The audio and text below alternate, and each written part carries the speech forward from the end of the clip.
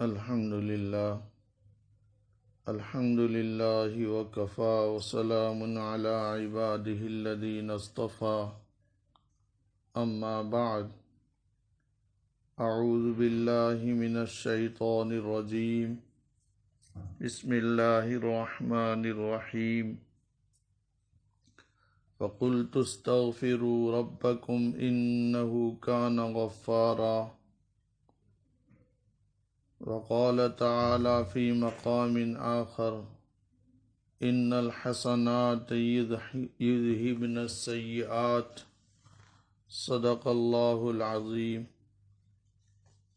اللهم صل على سيدنا محمد وعلى آل سيدنا مولانا محمد وبارك وسلم اللهم صل على سيدنا محمد وعلى آل سيدنا مولانا محمد وبارك وسلم اللهم صل على سيدنا محمد وعلى آل سيدنا مولانا محمد وبارك وسلم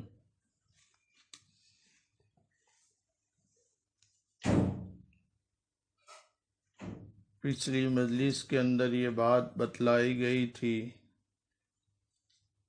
کہ ایک گناہ کے وائرس ہوتے ہیں اور ایک جسم کے وائرس ہوتے ہیں۔ جسم کے وائرس سے انسان جسمانی موت مر جاتا ہے اگر زیادہ اثر کر جائے، مگر اس کی روح اگر وائرس سے اس میں اثر نہیں ہوا تو روح اس کی اچھی رہتی ہے، تو جسم ختم ہو گیا مگر روح باقی ہوتی ہے۔ تو یہ انسان گویا کہ اللہ تبارک و تعالیٰ کا خاص بن جاتا ہے، جس نے روح کے اوپر محنت کی اور ان گناہوں کے وائرس کو روح کے اندر داخل نہیں ہونے دیا، تقوی والی زندگی اختیار کی، اللہ کی محبت والی زندگی اختیار کی، اللہ تعالیٰ کے ساتھ اپنا کنیکشن مضبوط سے مضبوط بنا لیا۔ یہ وہ بندہ ہے کہ جس کی اگرچہ جسم کے وائرس کی وجہ سے جسمانی ڈیتھ اور موت ہو گئی، مگر روح اس کی چونکہ بارونق ہوتی ہے، منور ہوتی ہے، تو یہ انسان دنیا میں بھی کامیاب ہو گیا اور آخرت میں بھی کامیاب ہو گیا۔ اور جس نے گناہ کر کر کے اپنی روح کو خراب کر دیا گناہوں کے وائرس سے، تو گویا کہ اس نے روح کو تو ختم کیا، اس کی دنیا بھی خراب ہو گئی اور اس کی آخرت بھی خراب ہو گئی۔ جسم چاہے جتنا ہیلتھی ہو اور جتنا مضبوط ہو، جتنا اچھا ہو، اس لیے کہ جسم صرف اور صرف دنیا کے لیے ہے۔ جہاں دنیا ختم ہو گئی، موت واقع ہو گئی، جسم کی ضرورت اب نہ رہی، بلکہ اب آخرت کے اندر ساتھ میں قبر کے بعد آخرت میں اصل چیز جو ہے وہ روح کام آنے والی ہے۔ بہرحال روح کے وائرس کے متعلق اور اس کے جو نقصانات ہیں اس کے متعلق آج کی اس مجلس کے اندر باتیں بتلانی مناسب سمجھی جا رہی ہے کہ اس کو کچھ کھولا جائے، کچھ بتلایا جائے، تاکہ انسان اپنی روح کی بیماریوں کا علاج کر سکے اور روح کے جو نقصانات ہیں ان نقصانات سے بچ سکے۔ جب انسان گناہ کرتا ہے تو ان گناہوں کی وجہ سے اللہ تبارک و تعالیٰ کی جو دی ہوئی نعمتیں ہوتی ہے، جو انسان کی اپنی ذات کے اندر ہوتی ہے، جس سے وہ فائدہ اٹھاتا ہے، اللہ سبحانہ و تعالی ان گناہوں کے وائرس کی وجہ سے اور گناہوں کی بیماری کی وجہ سے اللہ تبارک و تعالی اسے چھین لیتے ہیں۔ ایک نعمت تو اللہ تبارک و تعالی گناہ نہ کرنے والے کو عزت عطا فرماتے ہیں، گویا کہ اس کی عزت دنیا میں بھی ہوتی ہے، آخرت میں بھی عزت ہوتی ہے، اور جو گناہ کرتا ہے تو اللہ تبارک و تعالی اس سے ذلت عطا فرماتے ہیں۔ حدیث پاک کے اندر فرمایا، نبی علیہ الصلوۃ والسلام نے، ان اللہ جعل العزت وقار لمن تابع امری، بے شک اللہ سبحانہ و تعالی عزت اور وقار اس بندے کے لیے بنایا ہے جو میری حکم کی پابندی کرے گا، یعنی شریعت کی پابندی کرنے والا، اللہ تبارک و تعالی نے جن حکموں کو دیا ان حکموں کی پابندی کرنے والا۔ اللہ تبارک و تعالی نے اسے کہا کہ گناہ نہ کرے، نیکی کرے، تقوی کی زندگی اختیار کرے، اللہ تعالیٰ سے پیار کرے، محبت کرے، قرآن کی تلاوت کرے، یہ جو ساری چیزیں اس کے کرنے کی بجائے وہ گناہ بھری زندگی کرتا ہے، گزارتا ہے، اللہ سبحانہ و تعالیٰ اسے ذلیل کر دیتے ہیں۔ آگے فرماتے ہیں، وَجَعَلَ الذِّلَّةَ وَالصِّغَارَ عَلَى مَنْ خَالَفَ أَمْرِي، اور جو میرے حکم کی نافرمانی کرے گا اللہ تعالیٰ نے اس کے لیے ذلت اور چھوٹا پن بنایا ہے۔ معلوم ہوا کہ وہ انسان جو عزت کی زندگی گزارتا ہے اللہ تبارک و تعالی اسے ذلیل فرما دیتے ہیں۔ یہ عجیب بات ہے، یہ جو ذلت ہے گناہ کی وجہ سے، یہ انسان اگر استغفار نہیں کرتا، توبہ نہیں کرتا، نیکی والی زندگی نہیں گزارتا، تو یہ جو ذلت ہے وہ باقی رہتی ہے۔ یہ ذلتی دنیا میں بھی باقی رہتی ہے اور یہی ذلتی آخرت میں بھی ہوتی ہے۔ یہ ذلت ختم نہیں ہوتی، وہ چاہے پھر پوری دنیا سے، یہ چاہے کہ پوری دنیا میری عزت کرے، مگر اللہ تبارک و تعالی جس کو ذلیل کر دے اسے کوئی عزت نہیں دے سکتا۔ وَمَن يُهِنِ اللَّهُ فَمَا لَهُ مِن مُكْرِمٍ، یہ یاد رکھے جب اللہ تبارک و تعالی کسی کو ذلیل کر دیتے ہیں، پھر وہ چاہے جتنی عزتوں کے لیے ادھر سے ادھر کوششیں کرے اور اچھے سے اچھے پلاننگ بنائے، مگر کوئی پوری دنیا میں ایسا نہیں جو اسے عزت دے سکے۔ اللہ تبارک و تعالی ہماری حفاظت فرمائے اور دنیا اور آخرت دونوں کی ذلتی سے محفوظ فرمائے۔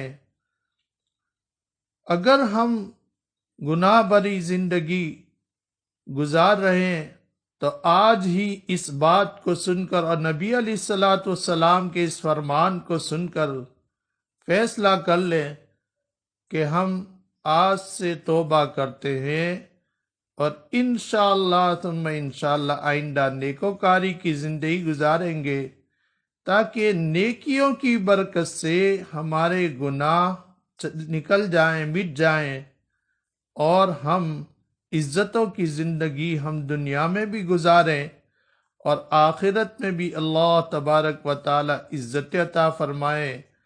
ایسے بندے کو موت کے وقت بھی عزتیں ملتی ہے، ایسے بندے کو جو اللہ کا بن جاتا ہے قبر میں بھی عزتیں اور آخرت کی ہمیشہ کی زندگی میں بھی عزتیں ملتی ہیں۔ گناہوں کی وجہ سے ایک اثر یہ ہوتا ہے کہ اللہ تبارک و تعالی معصیت کی وجہ سے اس کی میموری جو ہوتی ہے، جوانی کی عمر ہوتی ہے مگر اس کے باوجود چیزیں ہوتی ہے بالکل جوانی کی ہے، اس کو یاد نہیں رہتی ہے، وہ بھول جاتا ہے، اس کو یاد نہیں رہتی ہے۔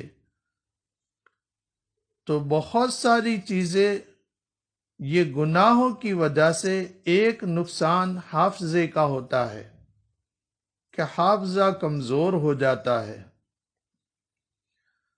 اور جو لوگ گناہ والی زندگی نہیں گزارتے، نیکی والی اور تقوی والی زندگی گزارتے ہیں، ان کی میموری بہت ہی شاندار ہوتی ہے اور بہت پاورفل ہوتی ہے۔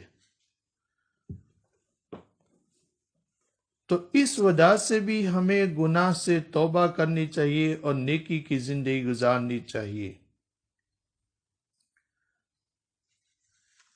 گناہ کا ایک اثر یہ ہوتا ہے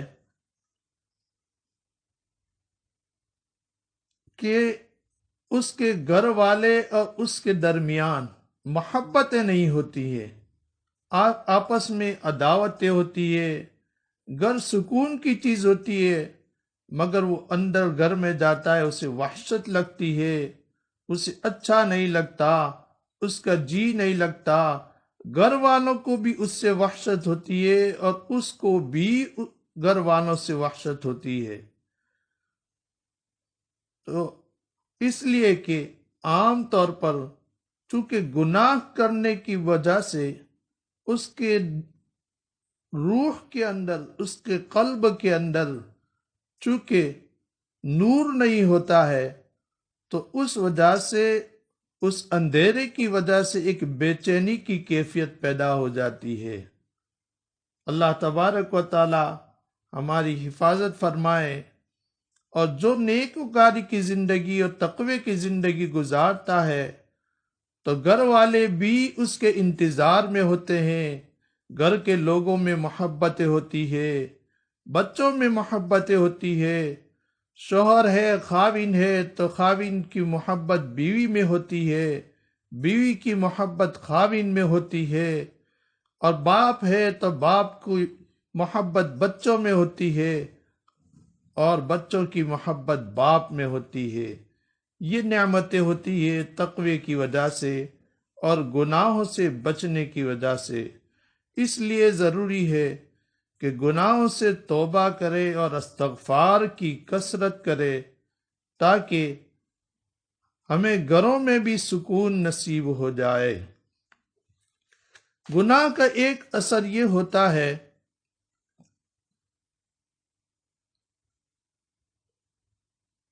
کہ اللہ اور بندے کے درمیان وحشت ہوتی ہے، اللہ اور بندے کے درمیان وحشت ہوتی ہے۔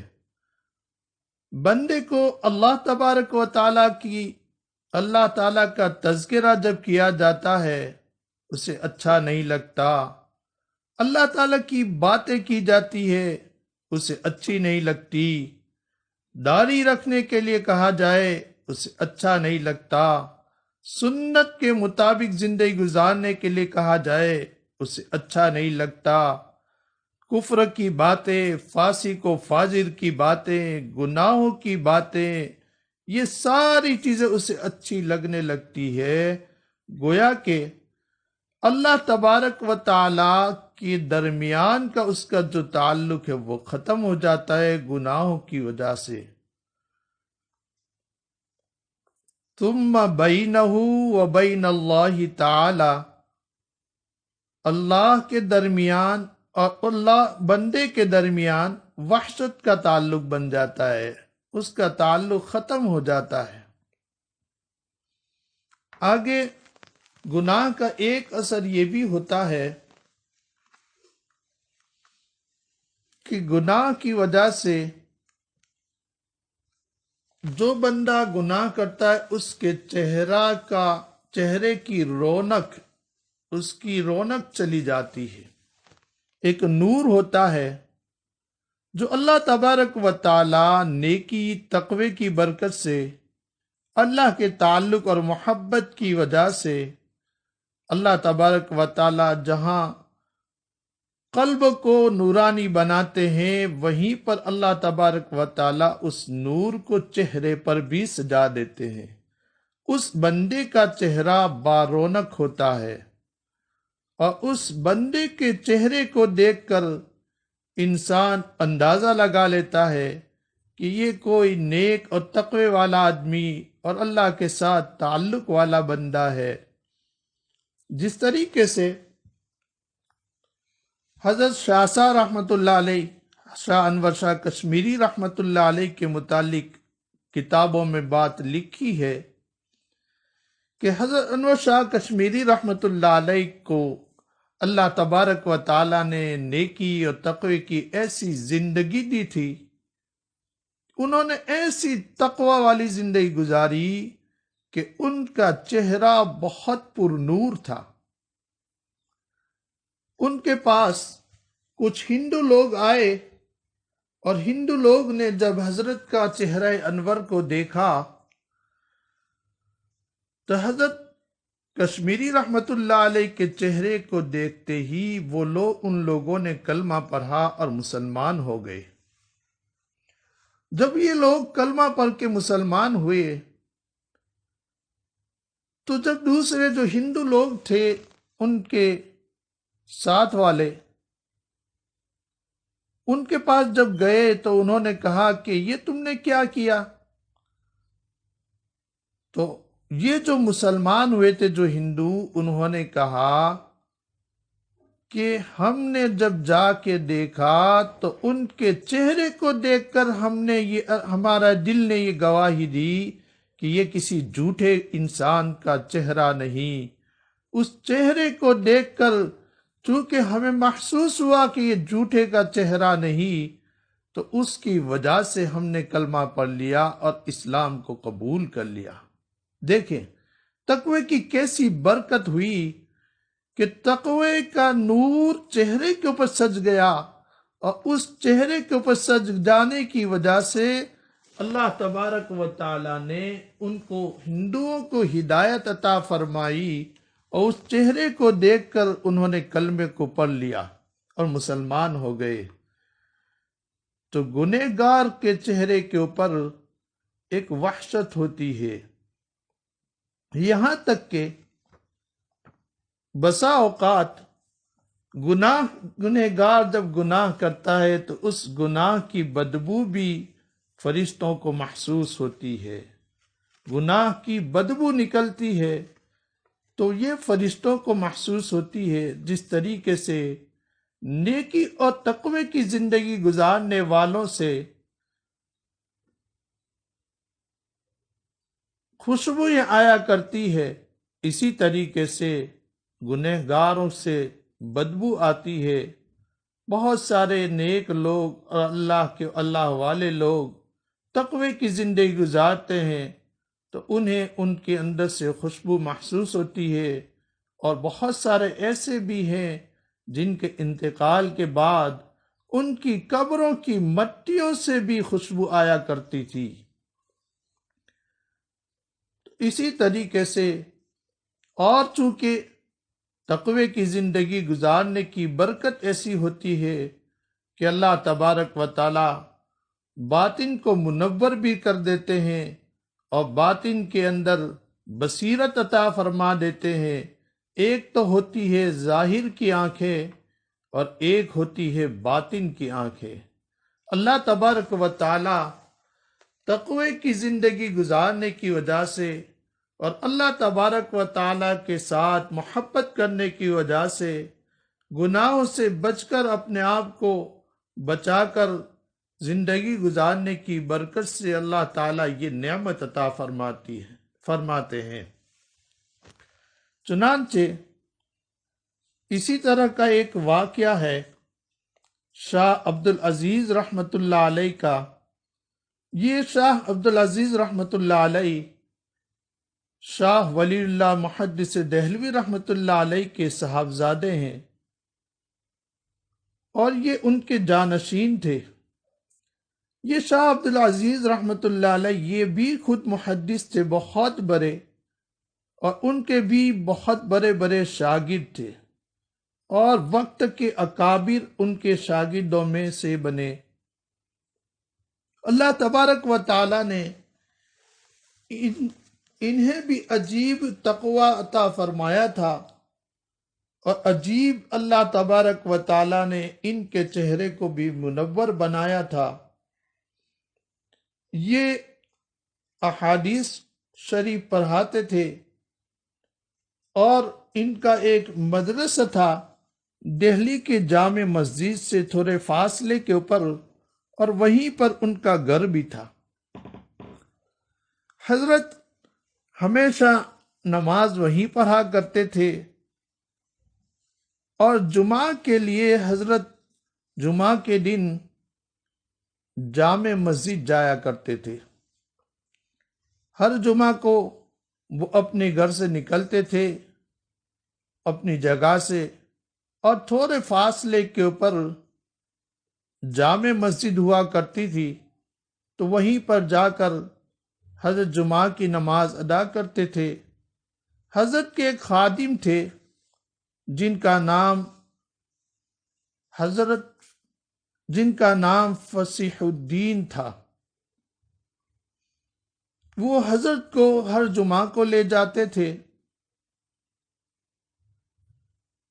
چنانچہ حضرت جاتے تو حضرت کے چاہنے والے لوگ راستے میں کھڑے ہو جاتے تھے، چونکہ پورے ہفتے تو حضرت کی زیارت نہیں کر سکتے تھے حضرت کی مشغولی کی وجہ سے اور درس حدیث وغیرہ کی وجہ سے۔ تو تمام کی یہ تمنا ہوتی تھی، جو چاہنے والے لوگ ہوتے تھے ان کی تمنا ہوتی تھی کہ حضرت جب جمعہ کے لیے یہاں سے راستے سے گزریں گے تو ہم حضرت کے چہرے کو دیکھیں گے، حضرت کا دیدار کریں گے۔ تو چاہنے والے جمعہ کے دن راستے میں کھڑے ہو جاتے تھے حضرت کے دیدار کے لیے۔ چنانچہ حضرت گزرتے تھے تو حضرت کا یہ معمول تھا کہ وہ اپنے چہرے کے اوپر ایک رومال ڈالا کرتے تھے، اور اس رومال کو آگے تھوڑا کھینچ کر رکھا کرتے تھے، اور یہی معمول تھا اور اسی طرح جایا کرتے تھے۔ اب چونکہ رومال آگے ہوتا تھا تو جس طریقے سے حضرت کے چہرے کا دیدار کرنا چاہیے، حضرت کی زیارت کرنی چاہیے، عاشقین لوگ، ان کے چاہنے والے لوگ ان کی زیارت نہیں کر سکتے تھے۔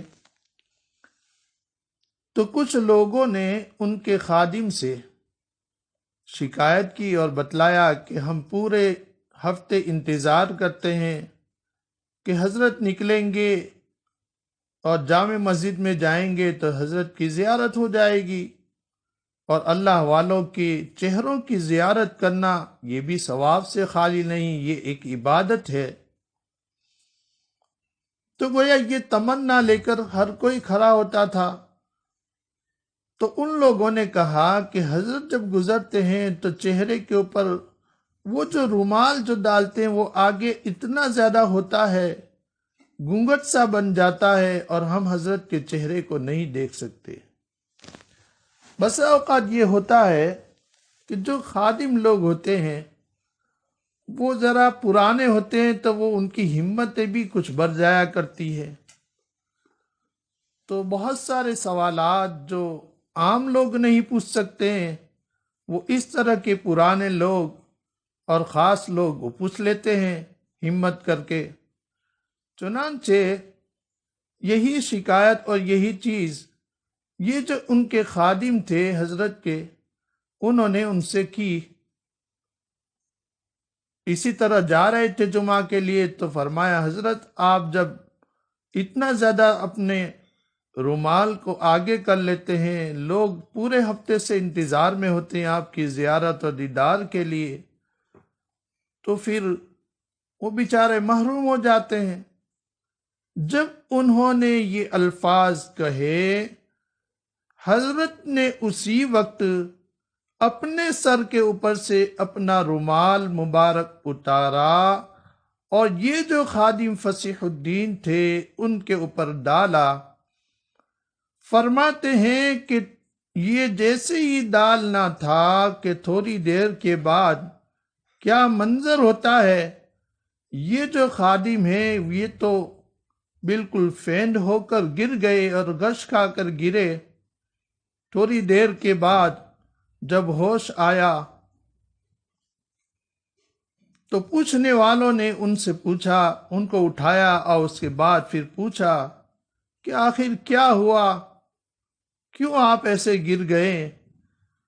تو یہ جو حضرت کے خادم تھے یہ کہنے لگے کہ شاہ صاحب نے اپنا رومال میرے سر پر ڈالا تو مجھے پورے بازار کے اندر انسان تو تھوڑے نظر آئے، لیکن جتنے انسان تھے پورا بازار لوگوں سے بھرا ہوا تھا، ان میں کچھ لوگ انسان نظر آئے، باقی تمام کی شکلیں جانوروں کی سی نظر آئی۔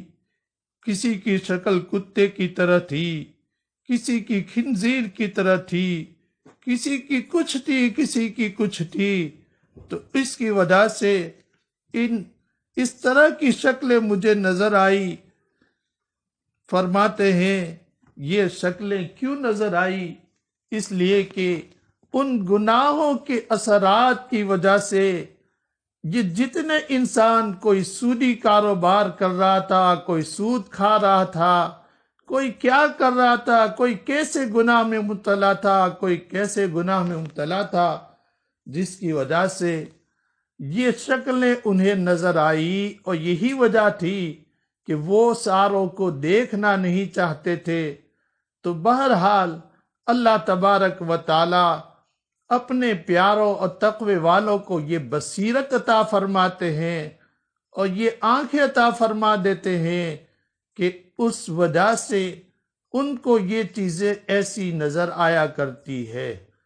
تو بہرحال گناہوں کا ایک اثر یہ بھی ہوتا ہے کہ اس کی وجہ سے چہرے کی رونق ختم ہو جاتی ہے۔ اللہ تبارک و تعالی ہمیں ان نقصانات کو سمجھنے کی توفیق مرحمت فرمائے، اور اللہ تبارک و تعالی ہمیں گناہوں سے سچی پکی توبہ کر کے اللہ تبارک و تعالی کے خاص بندوں میں شامل ہونے کی توفیق عطا فرمائے۔ اور جو لوگ ان گناہوں میں جس طرح کے گناہوں میں مبتلا ہیں، وہ آج یہ نیت کر لیں کہ آج کے بعد ان تمام گناہوں سے توبہ کریں گے، اور توبہ کر کے اللہ تبارک و تعالیٰ کے بندوں میں ہم شامل ہو جائیں گے۔ اس لیے کہ ان گناہوں کا اثر یہ بھی ہوتا ہے کہ موت کے وقت کلمہ نصیب نہیں ہوتا ہے، پہلے بھی یہ بات بیان کی گئی تھی۔ تو اس در سے بھی ہمیں گناہوں سے توبہ کرنی چاہیے، اور آخرت کا جو برا انجام ہوگا اس کے در سے بھی ہمیں اللہ تبارک و تعالیٰ سے توبہ کر کے نیکوکاری کی زندگی اپنانی چاہیے۔ اللہ تبارک و تعالیٰ ہمیں نیکوکاری کی زندگی نصیب فرمائے، اور اللہ تبارک و تعالیٰ ہمارے دلوں کو صاف ستھرا بنا کر اللہ تعالیٰ کے ساتھ تعلق پیدا ہو جائے، ایسی زندگی ہمیں نصیب فرمائے۔ وآخر دعوانا ان الحمد للہ رب العالمین۔ دعا کر لیجئے، افطار کا وقت قریب ہے، دل لگا کر دعا کریں، اللہ کی طرف متوجہ ہو جائیں۔ جو دعا انسان اللہ کی طرف متوجہ ہو کر کرتا ہے اور اس یقین کے ساتھ کرتا ہے کہ انشاءاللہ اللہ تبارک و تعالی میں نے جو دعا کی ہے وہ میری دعا قبول ہو کر رہے گی، چونکہ حقیقت یہ ہے کہ زبان سے ہم دعا مانگتے ہیں، بولتے بھی ہیں، مگر اس بول کی طرف ہمارا کتنی مرتبہ دھیان ہی نہیں ہوتا ہے، اور ہم کس سے مانگ رہے ہیں اس کا استحضار نہیں ہوتا ہے، جس کی وجہ سے ہم شکوہ شکایت کرتے ہیں کہ دعا تو مانگتے ہیں مگر ہمیں نظر نہیں آتی قبول ہوتے ہوئے۔ اس لیے خوب دل لگا کر اللہ تبارک و تعالیٰ سے دعا مانگنی چاہیے۔ یہ مبارک مہینہ بھی ہے اور یہ قبولیت دعا کا وقت بھی، افطار کے وقت دعائیں قبول ہوتی ہے، اس لیے خوب توجہ کے ساتھ اللہ تبارک و تعالیٰ سے دعا مانگے۔ سبحان ربی العلی الاعلی الوہاب، اللہم لا احصی ثناء علیک انت کما اثنیت علی نفسک، اللہم صلی علی سیدنا مولانا محمد وعلی آل سیدنا مولانا محمد وبارک وسلم۔ ظلمنا انفسنا وإن لم تغفر لنا وترحمنا لنكونن من الخاسرین۔ ظلمنا انفسنا وإن لم تغفر لنا وترحمنا لنكونن من الخاسرین۔ ظلمنا انفسنا وإن لم تغفر لنا وترحمنا لنكونن من الخاسرین۔ یا حنان یا منان یا بدیع السماوات والارض یا قیام السماوات والارض یا عماد من لا عماد له یا سند من لا سند له یا حرز الضعفاء یا کنز الفقراء یا عظیم الرجاء یا محسن یا مجمل یا محسن یا مجمل۔ یا اللہ انت اللہ لا شریک لک، انت اللہ لا شریک لک، انت اللہ لا شریک لک، یا ارحم الراحمین، یا ارحم الراحمین، یا ارحم الراحمین، یا الہ العالمین۔ منزول بک کل حاجہ، اللہم اننا ضعیف۔ یا اللہ، اے رب کریم، اے کریم پروردگار، ہم آپ کے عاجز مسکین اور کمزور بندے ہیں۔ میرے مالک رب کریم، ہم نے بہت گناہ کیے ہیں۔ اے مولا، اے کریم پروردگار، ہم اپنے اندر دیکھتے ہیں اور ان باتوں کو سنتے ہیں تو معلوم ہوتا ہے کہ ہم سے بڑا پاپی کوئی نہیں، ہم سے بڑا گنہگار کوئی نہیں۔ کریم پروردگار، آپ تو غفور الرحیم ہے، آپ رحمان ہے، آپ رحیم ہے، آپ غفار ہے، آپ ستار ہے۔ اے کریم پروردگار، اے اللہ، اے اللہ، اے اللہ، ایک فقیر غنی کے دروازے پر، ہم سب فقیر ہیں، آپ غنی ہیں، ہم فقراء آپ کے دروازے پر حاضر ہیں، آپ کے در پر حاضر ہے، آپ سے بھیک مانگتے ہیں۔ کریم پروردگار، ہم سچے پکے دل سے توبہ کرتے ہیں۔ اے اللہ، اے اللہ، ہم جانتے ہیں، اے اللہ، ہم جانتے ہیں کہ ہم سے گناہوں سے بچنا بہت مشکل ہے، ہم سے گناہوں سے بچنا بہت مشکل ہے۔ کئی مرتبہ توبہ کر چکے ہیں مگر توبہ ٹوٹ جاتی ہے۔ کریم آقا، اے کریم پروردگار، اگرچہ ہمارے لیے بچنا مشکل ہے مگر رب کریم آپ کے لیے بچانا آسان ہے۔ کریم پروردگار، آج ہم توبہ کرتے ہیں، ہماری توبہ کو قبول فرما کر آئندہ ہمیں محفوظ زندگی نصیب فرما دیجئے۔ اللہ ہمیں گناہوں سے محفوظ زندگی عطا فرما دیجئے، ہمیں بچا لیجئے، اے اللہ بچا لیجئے۔ ہمارا حال تو ایسا ہے، صبح میں توبہ کرتے ہیں، شام ہونے سے پہلے پہلے ہماری توبہ ٹوٹ جاتی ہے، شام کو توبہ کرتے ہیں، صبح ہوتے ہی ہماری توبہ ٹوٹ جاتی ہے۔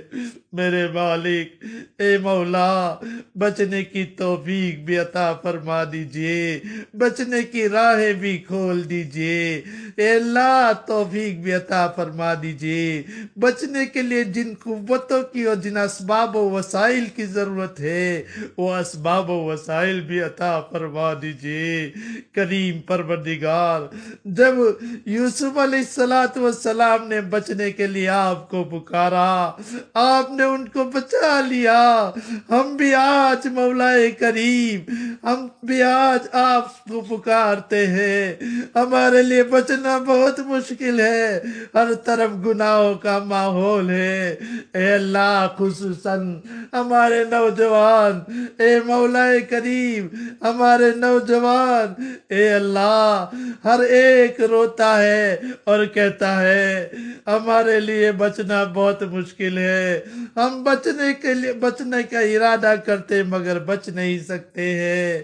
کئی مرتبہ ہم نے سوچا اب گناہ نہیں کریں گے، اب گناہ نہیں کریں گے، مگر دوبارہ وہ گناہ ہو جاتا ہے۔ اے کریم آقا، ہمیں بھی بچا لیجئے، ان نوجوانوں کی اٹھتی ہوئی جوانی کو بچا لیجئے۔ میرے مولا، اے کریم پروردگار، دشمنوں نے ایسے آلات پیدا کر دیے ہیں کہ جن آلات کی وجہ سے بچنا بہت مشکل ہے۔ اے اللہ، نوجوان طبقہ خصوصاً، اے اللہ، ان آلات کی وجہ سے اے مولا نوجوان بھی اس میں مبتلا ہے، اے اللہ، لڑکے بھی لڑکیاں بھی، اے مولا کریم، بوڑھے بھی اس میں مبتلا ہو چکے ہیں۔ اے مولا کریم، ہر ایک کے لیے بچنا بہت مشکل ہے۔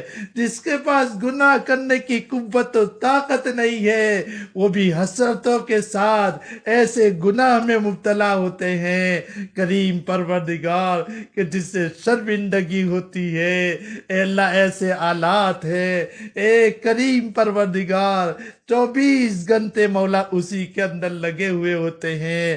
ایسی مبارک دن میں بھی، ایسے مبارک مہینے میں بھی، اے کریم آقا، یہ انٹرنیٹ کا فتنہ اور یہ موبائل کا فتنہ اور یہ مولا کریم ویڈیوز کے فتنے اور یہ ساری مولا کریم جتنے بھی تصاویر وغیرہ کے جو فتنے ہیں، اے اللہ، یہ ننگا پن، یہ عریانیت، ابھی اگرچہ باہر بھی نہیں جا رہے ہیں پھر بھی گھروں کے اندر اور اپنے اپنے کمروں کے اندر بیٹھ کر اس طریقے سے گناہ کیے جا رہے ہیں تو اس کی کوئی انتہا نہیں۔ یہی گناہ اللہ کے غضب کو برقا رہے ہیں، یہی گناہ اللہ کی ناراضگی کا سبب بن رہے ہیں۔ کریم پروردگار، اے اللہ، سچی پکی توبہ کرتے ہیں، اے اللہ ہمیں معاف فرما دیجئے اور ہمیں بچا لیجئے، اپنے بندوں میں شامل فرما لیجئے۔ اے اللہ، جو پریشان حال ہے ان کی پریشانیوں کو دور فرما دیجئے، اتباع سنت والی زندگی نصیب فرما دیجئے، تقوی والی زندگی نصیب فرما دیجئے، ہمارے دلوں کو منور فرما دیجئے، گناہوں کے کھوٹ ہمارے دلوں سے ختم فرما دیجئے۔ اے کریم آقا، تمام کو ہدایت سے مالا مال فرما دیجئے۔ اے اللہ، مرحومین کی مغفرت فرما دیجئے، جن جن کی مغفرت فرما دی قرب کے اعلیٰ درجات عطا فرما۔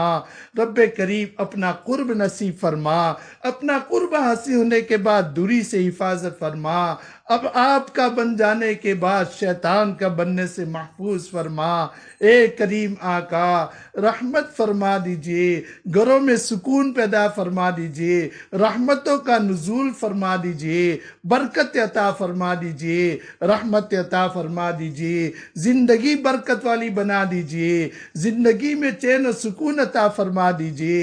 اے اللہ، آج کی توبہ کی وجہ سے اے اللہ ساری دنیا اے مولا کریم ہم تمام کی طرف سے بھی توبہ کرتے ہیں اور تمام کو توبہ کی توفیق عطا فرما دیجئے، اور اس کی برکت سے اور اس مبارک مہینے کی برکت سے اس وبا کو ختم فرما۔ اے اللہ اس وبا کو ختم فرما، اس بے چینی کو ختم فرما۔ اے اللہ جو لوگ بیمار ہیں، اے اللہ ان کو بیماری والی نعمت کو صحت والی نعمت سے تبدیل فرما کر شفا کامل عاجلہ مستقل عطا فرما۔ رب کریم اے اللہ تمام کا ہر ایک کو اپنے اپنے وقت پر حسن خاتمہ نصیب فرما دینا۔ اے کریم پروردگار، نبی علیہ السلام نے جتنی خیر مانگی ہمیں اور پوری امت کو نصیب فرما، جن سے پناہ چاہی پوری پوری حفاظت فرما۔ اے اللہ جو یہ ان پروگراموں کو ان مجالس کو طے کرتے ہیں، اے اللہ انہیں برکت عطا فرما، انہیں اپنے مقبول بندوں میں شامل فرما۔ اے کریم آقا جو ان مجالس میں حاضری دیتے ہیں، ان مجالس کو سنتے ہیں، یا اللہ چاہے مرد ہو، عورتیں ہوں، بچے ہوں، تمام کو اپنے بلوت بندوں میں شامل فرما، اپنے مقبولین میں شامل فرما۔ اے کریم آقا، اے کریم آقا، اور جنہوں نے آج نیت کی یا پہلے نیت کر کے توبہ تائب ہو گئے اور توبہ کر لی، ان تمام کو بھی اپنے مقبول بندے اور بندیوں میں شامل فرما، اور ان تمام کے دلوں کے اندر سے بیماری کے، یہ جسمانی بیماریوں کی جو وحشت ایک بری ہوئی ہے، ایک خوف کا عالم ہے، اے اللہ ختم فرما کر آپ کی محبت عطا فرما، آپ کی محبت کی خوشی عطا فرما، آپ کے تعلق کی خوشی نصیب فرما۔ کریم آقا جن جن لوگوں نے ہاتھ اٹھائے ہیں اور جو متوقع تھے، اے مولا ان تمام کی ہر ایک کی جائز تمناؤں کو پورا فرما کر ان تمام کو اپنے مقبول بندوں میں شامل فرما۔ رب کریم ہماری دعاؤں کو اپنے فضل و کرم سے قبول فرما، اس مبارک مہینے کو قبول فرما۔ اے کریم آقا ہماری ان مبارک مہینوں میں عبادتوں کو قبول فرما، ہماری غفلتوں کو معاف فرما، اور جو عبادت کرنی چاہیے نہیں ہو رہی ہے، غفلت ہو رہی ہے، اسے معاف فرما کر باقیہ دنوں کے اندر ہمیں وہ قوت اور ہمت عطا فرما، اور ہمارے لیے وہ اسباب و وسائل پیدا فرما کہ جس کے ذریعے سے ہم ایک ایک سیکنڈ کو، ایک ایک لمحے کو قیمتی سے قیمتی بنائیں، ایسی شکل صورت پیدا فرما۔ رب کریم ہماری دعاؤں کو اپنے فضل و کرم سے قبول فرما، جو مانگا عطا فرما، جو مانگنے سے رہ گیا بن مانگے اپنے فضل و کرم سے نصیب فرما۔ رب کریم ہماری دعاؤں کو اپنے فضل و کرم سے قبول فرما۔ ربنا تقبل منا انک انت السمیع العلیم، تب علینا انک انت التواب الرحیم۔ صلی اللہ تعالی علی خیر خلقی سیدنا محمد و آلہ و اصحابہ اجمعین برحمتک یا ارحم الراحمین۔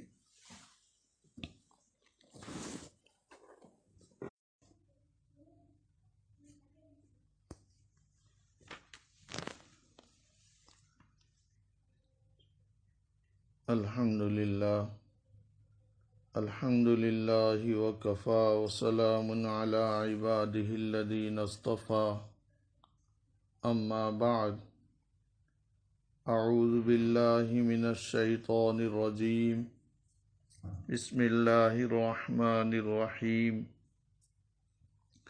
فقلت استغفروا ربکم انہ کان غفارا، وقال تعالى في مقام آخر إن الحسنات يذهبن السيئات، صدق الله العظيم۔ اللهم صل على سيدنا محمد وعلى آل سيدنا مولانا محمد وبارك وسلم۔ اللهم صل على سيدنا محمد وعلى آل سيدنا مولانا محمد وبارك وسلم۔ اللهم صل على سيدنا محمد وعلى آل سيدنا مولانا محمد وبارك وسلم۔